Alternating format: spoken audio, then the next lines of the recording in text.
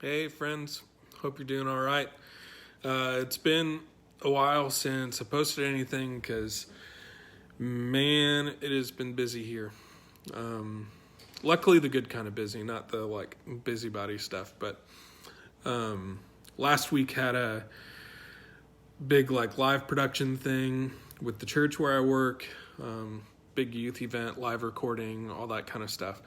So taking a break from mixing that project. Luckily, we've got enough recorded to release some songs to our church and give them some stuff from in-house, which is going to be really, really fun. But anyway, was just thinking about some of the things that I have going on now that I haven't told many people about, because it's just not all of it's a done deal yet. But pretty much what's happening is doors are opening up that honestly I never would have thought would open.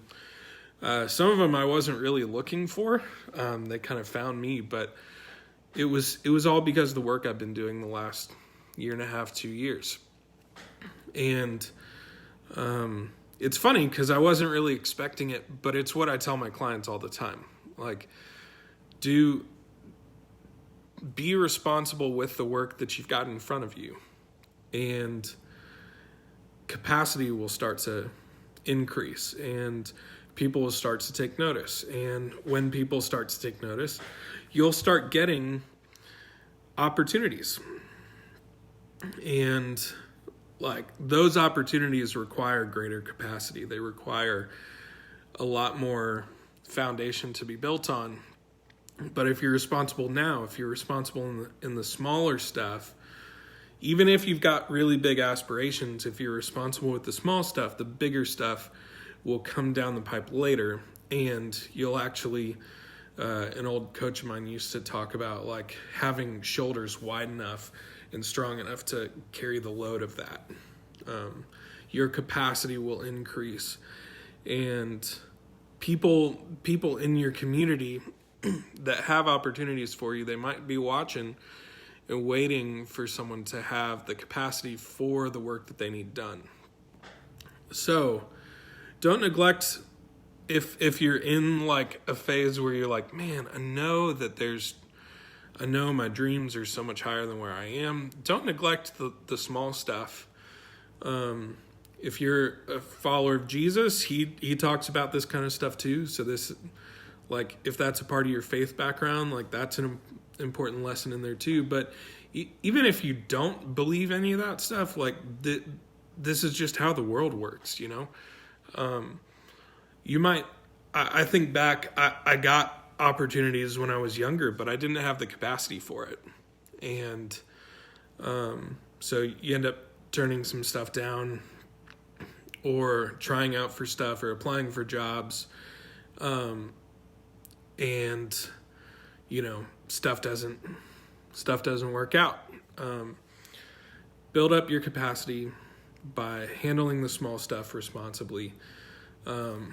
Sorry, I've never got a question in this. Jeremy says, is it possible to use another term for lovers of one music than fans? I don't know, I just would prefer them fellow humans. I mean, you can call them whatever you want. They're fans. I think fellow humans is a little too broad to really describe what they are. If you want to create a special name for your community, that's good too. Man, who did that? The Lady Gaga was really big for that. I think the Taylor Swift fans have their own name for themselves. Swifties maybe. I don't know. Yeah, you can come up with whatever name. I mean, fans is descriptive. It's people who like the art that you're doing. But yeah, you can come up with whatever name you want. You still need them. So you need, I think supporters feels a little too blah.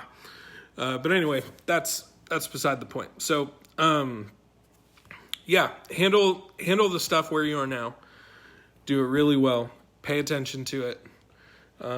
If you're building a fan community now, maybe you want to be a part of a label in the future? Well, a label needs you to have a fan base that actually cares, because they don't have money to experiment anymore. The like experimentation of the 70s, 80s, and 90s, all that's gone. So they're making bets, and they need those bets to pay off like they never have before. So if you're like, I really want a label, or I really want a publishing deal, or I really want fill in the blank, most likely in music, you're going to need some fans, because that allows you to have social proof. It allows other people to be like, okay, there actually is a market for this that's big enough for us to get what we need out of it. Now, maybe that's not your dream. Maybe your dream is to have a full-time job. Maybe your dream is to create 2 more jobs, right? For yourself, maybe bandmates, maybe to hire a manager, maybe to have a producer, whatever. All of that has to start somewhere. So pay attention to the small stuff, be responsible with it, be diligent about it early. It's never too late to start caring about where you are. Okay, so the ship hasn't sailed. I'm 32, almost 33. I'm still sorting some of this stuff out, but I can guarantee you the calls that I'm getting now from people, the conversations that I'm having now with people for coaching, for consulting work, that are not artists, they're not musicians at all. They're calling because of the work that I've been doing with you guys, the work that I've been doing with nonprofits and churches. People are starting to see and there's just trust there. And we have conversations, realize we're a fit, and we're moving forward. So anyway, just a reminder, that's how the world works. Pay attention to where you are now. Be diligent with it. Dream for the bigger stuff. And yeah, it'll come when they think you're ready for it. So anyway, love you guys. Keep up the good work. Keep hustling. Sorry it's been so long. It's been a really, really crazy few weeks of my life. But I'll be back on here. Shoot me your questions if there's anything specifically you'd love for me to address, or we can hop on the phone and handle your like specific issues. I make a lot of time, especially now that this big event's done, to hang out and chat with you guys. So anyway, love you. Hope you have an awesome week, and we'll see you next time.